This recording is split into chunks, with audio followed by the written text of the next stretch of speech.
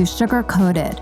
I'm your host, Adrienne Garland, the CEO and founder of She Leads Media. For far too long, women have been conditioned to sugarcoat their words, their actions, and the way they show up in the world, and to conform to certain cultural norms and ideals. This is inherently designed to keep those who are outside of the norm from gaining power, prestige, wealth, and influence, preventing more women from being recognized and respected as the powerful leaders that we truly are. Join me each week as we dive into raw conversations with remarkable, uncompromising, and inspirational women that will encourage you to strip away your sugarcoating and move boldly in the direction of your magnificent dreams. Hi, everybody, and welcome to Sugar Coated. I am so excited because I have a very special guest with us here today. Her name is Erica Carrico, and she is a money and marketing coach, but not just any coach. She has been covered in over 50 publications, including Forbes, the New York Times, Yahoo Finance, and she was the International Coach of the Year in 2020. I can't wait to just dive into this conversation and talk about how women that are in the audience of the Sugar Coated podcast can help get to 6 and 7 figures with hopefully Erica's advice. So welcome to Sugar Coated, Erica. Thank you so much for having me. It's an honor to be here. I am so excited to talk to you. I especially love how what you do is you help people kind of align with their purpose so that they can then go on to make those 6 and 7 figures. And, just in today's world, it's almost like we have to make that amount of money to just even live comfortably. It's not like, at that level, it's not multimillionaires that we're creating here. It's businesses. We're able to go out to dinner when we want and have a decent car. So I would just love to kind of find out before we really get into the meat of everything. I'd love to find out a little bit more about you and how you got to be who you are and how you sort of discovered this incredible formula for success. Yeah, amazing. Well, I will give you the shortened version, but essentially, I was one of those people that I never knew what I wanted to do with my life. I knew from a really young age that I wanted to help people. I wanted to make a difference in the world, but I didn't know how that was going to look. And so in college, I majored in psychology and I thought, well, maybe I'll be a counselor and maybe I'll be able to work in that kind of a capacity with people. But I knew also I loved to travel. There were other things that I didn't really want to sit in someone's office and talk about people's problems all day long was kind of what I realized. So long story short, I ended up randomly in corporate recruitment because I thought, well, this is a great, I'll be able to earn a good salary. This is like kind of where the whole societal conditioning comes into play. But I ended up in corporate recruitment thinking this is going to be a good salary. I'm still helping people in a little bit of a way. I'm helping them to find jobs and helping them to change jobs. And that was great until it wasn't. Back in 2009, I found myself in incredible burnout, even though I was working for a international recruitment company, living in Sydney, Australia. I was working within financial services, traveling to places like Hong Kong, Singapore, and I was, completely miserable. I felt like I was waking up every day. I was anxious. I was depressed. I felt like I was earning millions of dollars for a company that had millions of dollars. And I felt like my life was totally pointless. And I was like, how did I end up here? What am I doing? How did I end up here? And I worked with a life coach at that time, and I ended up leaving my job completely. And I went and backpacked around the world for a year. Wow. Which, I got engaged. And, upon returning to Australia, I knew I didn't want to go back to corporate. And I knew I wanted to be a coach at the time. But again, everyone was telling me like, you can't start your own business. You need to get a job. We're getting ready to get married. We're going to be starting a family. What are you thinking? Go get a job. And so I was like, okay, I'm going to go do the safe thing. And I took out a $60,000 loan to get a master's degree to then work in the not-for-profit industry because that felt safer than starting my own business and generating my own money. But 5 years later, I was, the executive director of a not-for-profit organization, making a difference in the world. So I was living somewhat of a purpose, but I was still building someone else's dream. I was still having to show up at a job, essentially. I was still not sharing my own medicine. I wasn't sharing my own gifts with the world.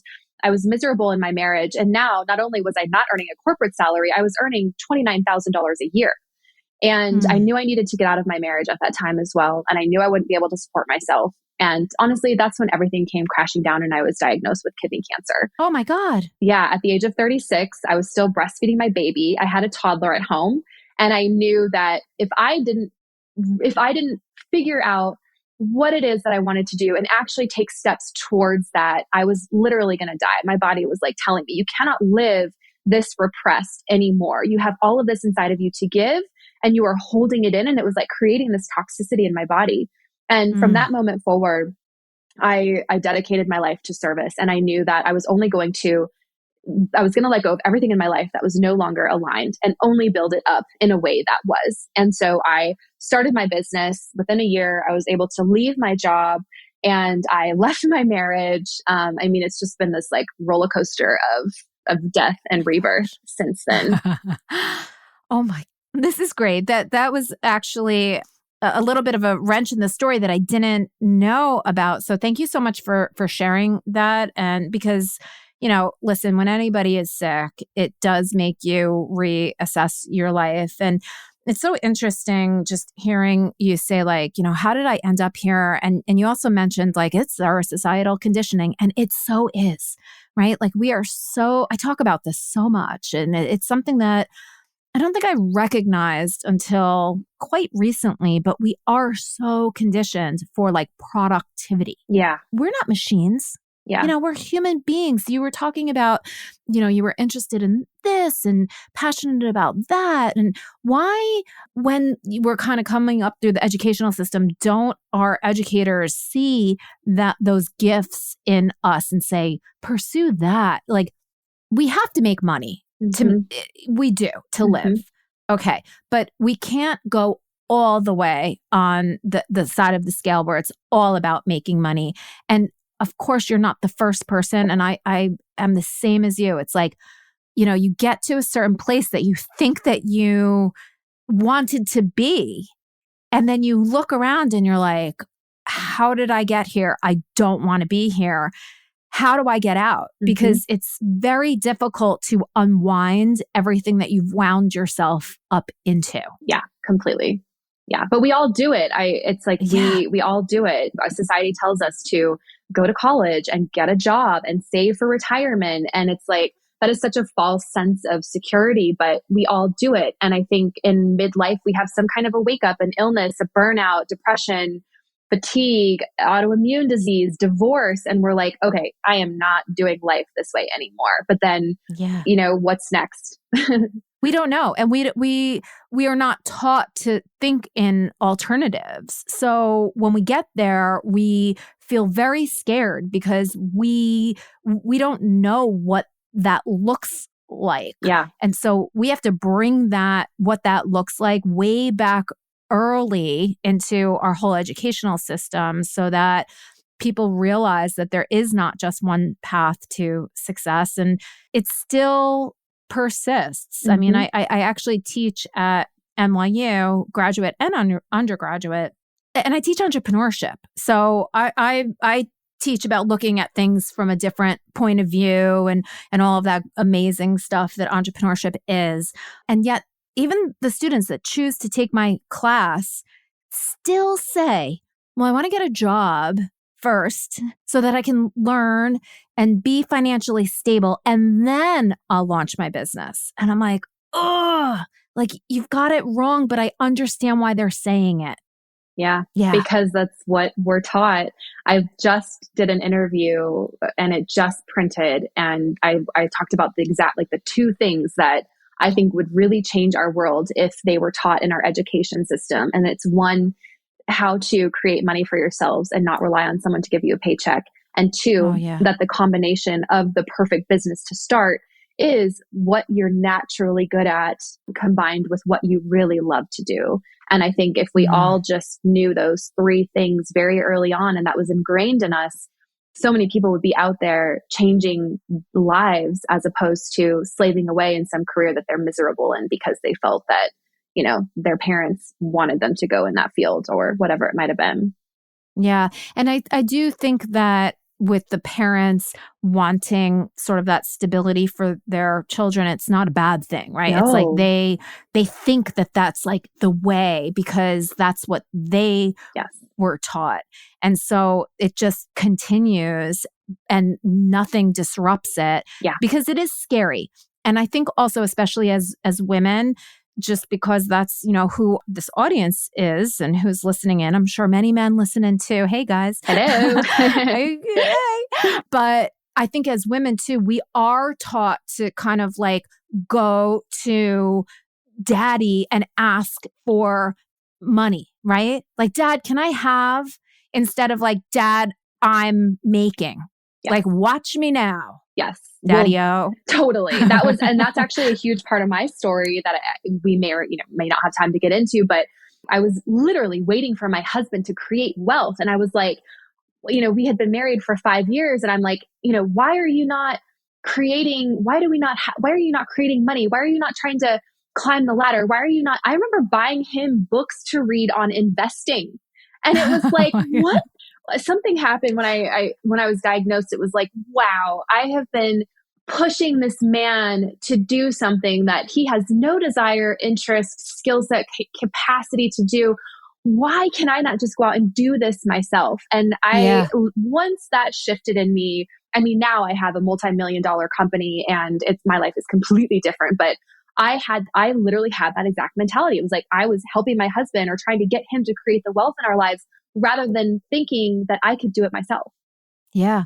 But again, like it just goes back to society because we don't necessarily think that is part of our possibility set. Yeah. But once we do something and we get evidence that, wait a minute, I can do this for myself, then everything can just open up. So maybe this is a great point to move into that. So how did you achieve this multi-million-dollar business? What are some of the things that you did? And of course, we want to hear your story, but we also want to hear, how can your story help us to make the decisions and the choices that we need to make in our own businesses so we can get there too? Because that's part of this, right?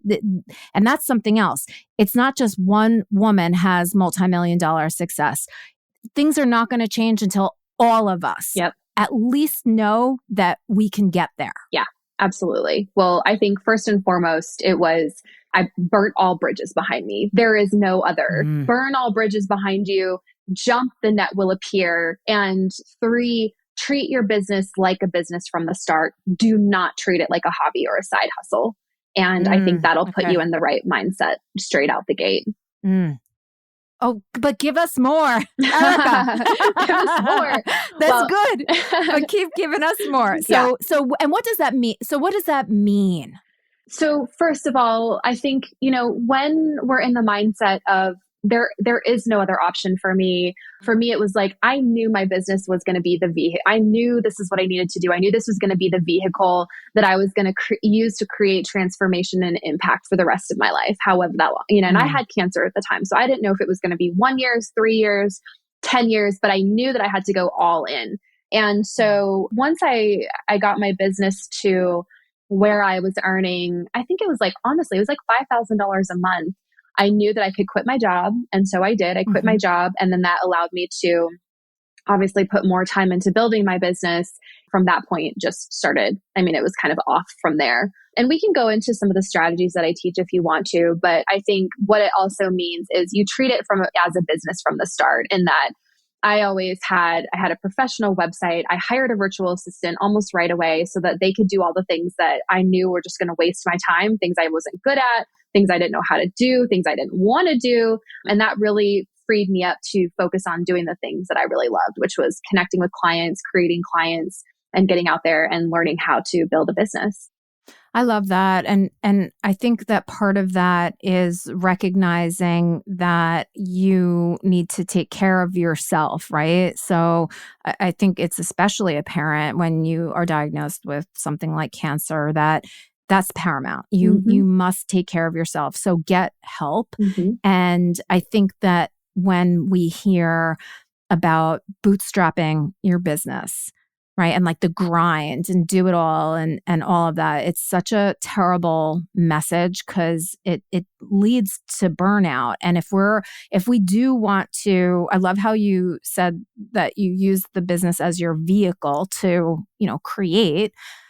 If we are going to leverage our business as the vehicle, we need to do everything right and to set everything up right and to get help. I mean, I think and give ourselves permission. It doesn't mean starving. It doesn't mean doing everything yourself. It doesn't mean burning out. It means being smart about what you're doing. Okay, maybe you're not going to go rent some huge office on the beach, although that would be amazing.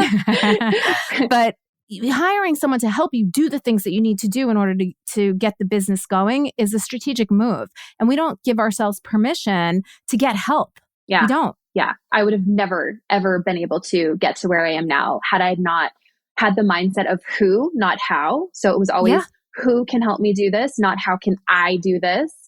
I think the other one was, rather than sitting behind my computer and working on things like tweaking websites and posting on social media, I really took the bull by the horns and got myself out there in different ways than a lot of other people are doing. And I think the other thing too is have a mentor. Like successful people don't reinvent the wheel. Like I have been around and worked with and have peers and colleagues, and I watch them, and every single one of them, they don't reinvent the wheel. They work with somebody who has achieved essentially what they want to achieve, and they apply that system or parts of that system into their own business. And that's pretty much exactly what I've done as well. So hire a mentor, whether it's you, it's me, it's someone else. Don't try and do it on your own. I would have wasted years and years and years had I done that. I love that. This is such incredible advice. And, the who, not how. I literally just finished reading or listening to that Audible audiobook. So I'll put that in the show notes too, because it is a radical shift in thinking. Who can I hire, find, whatever to help me? Not how do I get this done? It's transformational. I actually have, in all of this entrepreneurship, reading that I've done and everything, I hadn't heard of that concept. And it's not easy to necessarily apply because you have to go out there and do that and constantly be building relationships. But another thing that is really interesting to me, especially because I truly believe that women don't get the attention in the media that, and I say we deserve, and I know sometimes that word can be loaded like, oh, you don't deserve anything. But I do think that women deserve more attention than we get because we have incredible ideas. We know how to build society. Yeah. Okay? Oh man. I mean, yes. We just know how to build society. Yeah. So, and it's gone awry. So at She Leads Media, one of the things that we talk about all the time is like, how do you get the attention that we deserve? And one of the things that you just said, how do I get myself out there? People say that to me all the time. How do I get myself out there? Well, what does that mean? So when you say that you were able to leverage some of these other media platforms to get yourself out there, we're not talking about social media, right? Can you talk a little bit about how you leveraged media in general to get this incredible attention? Yeah, I would love to. This is exactly what I teach in my program, because when I was starting out, I had this intuition. I was watching, I graduated with like 75 other people who wanted to be life coaches, and I watched their approach, and they all jumped on social media and immediately started posting. And it was like, wow, okay, there's all these people posting. They're getting no attention. They're posting amongst the other thousands of people that are trying to do the same thing. And I just remember thinking, I'm going to have to do something different. So one, how can I get myself out there in a different way? And two, how can I increase my credibility so that I'm standing out amongst all of these other people that are out here trying to do what I'm trying to do?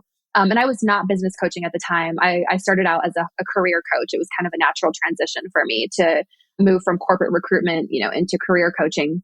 But what I learned over the years was that I call it external marketing. So their internal marketing is really designed to keep in touch with and build relationships with your existing followers, community, your audience. So social media is a form of internal marketing. You're creating content and value. and making offers to people who are already in your space, right? But you're not necessarily getting in front of anyone new. So unless you're running paid advertising on social media, which I don't recommend until you already have consistent and predictable cash flow coming in your business, but you're just sitting there on the hamster wheel, posting, hoping someone might happen to see your post. They might happen to resonate with it. And 9 times out of 10, the majority of the people that are already following you aren't your ideal clients anyway, or they've already bought. And so you're just sitting there posting all of this amazing content to the wrong people and not having any way of finding new people. So what I teach in my program is called external marketing. And that's any kind of tactic that's going to get you in front of new eyes, new audience, new leads every single month, so that when you are making offers, you're making offers to new people, not the same people over and over and over again. External marketing, getting published in the media, getting onto people's podcasts, speaking engagements, holding workshops in front of, in conjunction with other organizations. And the media is one of my favorites. And I've really leveraged this, and it was kind of by accident that I fell upon it. But I remember I read a lot of different personal development blogs. And I remember thinking, gosh, I really want to be one of these writers.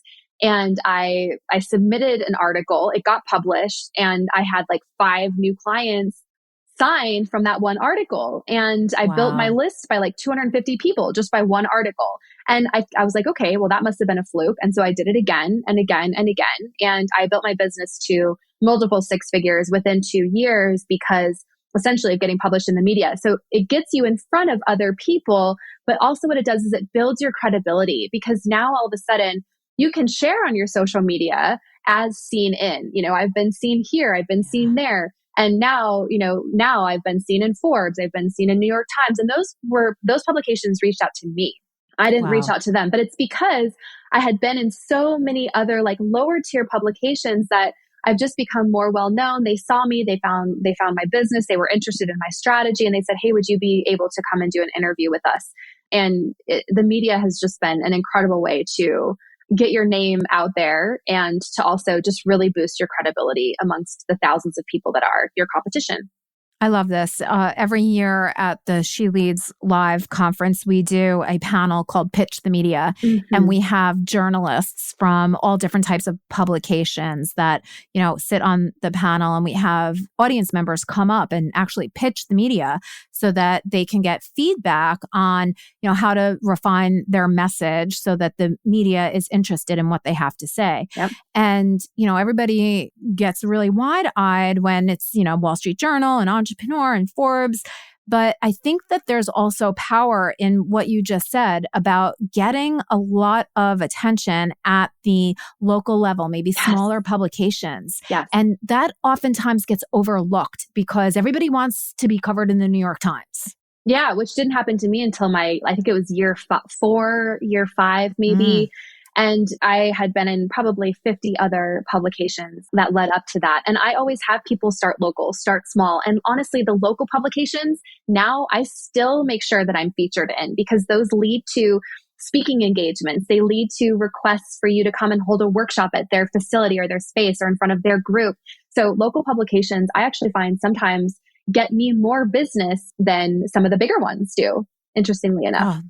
See, this is great. This is gold. And I think that women definitely need to employ this type of a strategy. But you might even know what I'm going to say next. What gets in their way? What I see the most is fear of an imposter syndrome. Who am I to get published in these? They'll never want to hear from me. It's like this, very much imposter syndrome. And then I think a fear of, I don't know how to do that. When in actuality, it's like, well, let's just break that down. It's so simple. And I can teach you that in 3 steps. But I think, it's 1, the fear, and 2, the imposter syndrome. Yeah. And sort of when reaching out to these publications, do you feel like you need to have some like crazy unique angle, right? So there are many people that do similar things, right? And media publications are always looking for a new angle. They're always looking for a different perspective. Can you give some tips? Like, let's say someone doesn't really know what their exact secret sauce is, but they have like a pretty good business, they have some clients. How would you suggest that they reach out to a publication and position themselves so that it captivates the attention of the journalist? Yeah, well, I think ultimately what they want, is, and I pitched myself to a ton of different places over the years. Now they come to me. So there is that shift that happens. But what I always found worked for me was they want some kind of a lesson, or they want a story, and then they want teachings. And so I always found, like, my very first article that I got published was 6 lessons I learned abroad. It had nothing really to do with my business, but it's still, it got published. It got me a lot of attention. It built my list, and I still get clients from that article today. But it's how can you take a little element of your story, or maybe an obstacle that you've worked through? It doesn't need to be about your strategy and your business per se, but how did you overcome fear to create X? Or how did you heal yourself from cancer naturally so you could do X? Or it can be something small. So they really just want a little story, an obstacle that you overcame, and then like pointers. So what are 4 ways or 5 ways that you can teach someone else to kind of move through this experience?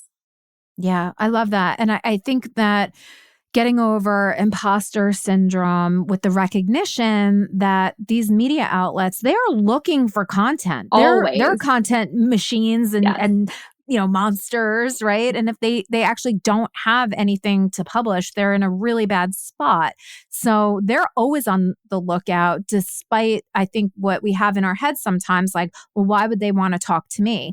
And I do think that actually is a great question to ask. Well, why would they want to talk to you? Like, give me some really interesting, angles around your story. And I really love the idea of, we get all up in our heads and sometimes we can't see what the unique angle is. So I do think that it's important to work, whatever that means, work with somebody, right? Even if it's like somebody that you respect, that is a thought partner, you can talk through these things, without paying a dime, right? Get a friend that you think is smart and that is savvy, and kind of talk to the person and see what emerges. And that's a way to really start brainstorming.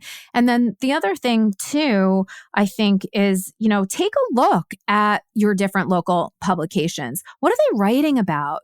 Right? Like, look at the pattern of their story. Just like you kind of gave us an outline for, like, what's the obstacle? Here are the lessons in it. Look at your local publications and see, do they write stories like that? Mm-hmm. Yeah. And if they do, great. They do great. And even I've had 2 recent students. One, she reached out to Good Morning Texas because she saw them do a segment on stressed out moms, and she happens to be a coach for stressed out moms. And she wrote in response, they brought her on the show, and she ended up landing a regular segment on Good Morning Texas. And That's crazy. Yeah. Another client of mine is a breakup coach, and she landed a spot on a local radio station, recurring as well, because she heard them talk about breakups, and she reached out and said, hey, this is what I coach people on. And they were like, great, let's have you on. We love you. Will you do this regularly? So I think that you just never know. It's so amazing. And I'm sure that when people choose to work with you, you help them to sort of uncover these opportunities, or at least figure out how to spot these opportunities and get over the fear, or even be afraid. Like, I love, one of my really dear friends is a therapist. She has a thriving practice. And I will never forget, she said to me, like, I would say to her, oh, I'm afraid. And she's like, whatever, like, be afraid, but do it anyway. Yep. Gosh, I'd never heard that before in my whole life. Right? Yeah. So I always say fear is always going to be there. Let it sit in the passenger seat, just not the driver's seat. I love that so much. Right. It's there. Like, acknowledge it. Don't try to push it out the window. Yep. Cause you're going to be struggling so much to try and push it out the window that it takes you away from the business at hand. Yeah. And I think it's actually a really awesome indicator too of that we're doing something of importance and we're following our dreams. And also we're stretching ourselves and we're constantly growing. If there's a day where I don't feel fear, something feels off for me. Like I do something that scares me in my business almost every day. And I think that's how we grow also and how we evolve. Yeah. And I think what you said too, to kind of, put a bow on it, if you do think of your business as a business and you're making business decisions, it gives you a little bit of a separation between me as, the CEO, the business owner, and what my personal fears are. And maybe I could do it for the greater good of the business and for maybe some of the people that I have hired to help me. Right? Yeah. It gives you a little bit more confidence. Yep, absolutely. Your business will only grow, to the extent that you're willing to grow yourself. Oh my gosh, I love that. Erica, this is so amazing. How can people get in touch with you, work with you, all the things? Oh, thank you. Well, we're pretty active on Instagram. We're on YouTube as well. My website is ericacarrico.com. And I think my main program is called Soul Business Accelerator. And it's essentially your roadmap to six figures. So it takes new entrepreneurs from wherever they're starting, zero, maybe they're earning $2,000 a month, whatever, to a six-figure business. And then after that, we can help you scale. That's amazing. Yeah. Because there's a lot of women that I know that are in the, $2,000 to $5,000 a month, and it's not always consistent. And they might not have just started the business, right? They might have been going at this pace for a couple of years. Is this accelerator program for them too? Yes. Or is that okay? Great. No, absolutely. Okay. Yeah. I think until you have consistent, predictable, sustainable income, you technically don't have a business. And I think that's so hard on our nervous system. That's just not a place that we can live for very long. So yes, we help you get to where you have consistent, predictable income, $8,000 to $10,000 a month from Soul Business Accelerator is our goal for everyone who comes into that program. Amazing. And this is for coaches, consultants. Is it for other service-based businesses, Yep. Product businesses? Anyone who has a service-based business is who it's for. Not so much product, but service for sure. Awesome. Well, thank you so much, Erica. It's been so lovely speaking with you. And for all of those who don't get a chance to see, Erica has on probably the most beautiful earrings that I've ever seen in my life. And I'm going to go out and get them. They're just so amazing. And I just really appreciate you spending the time with me here today and with the sugar-coated audience. And I'm sure that you're going to get a couple of people reaching out to you from this podcast episode. Thank you so much for having me. Such an honor.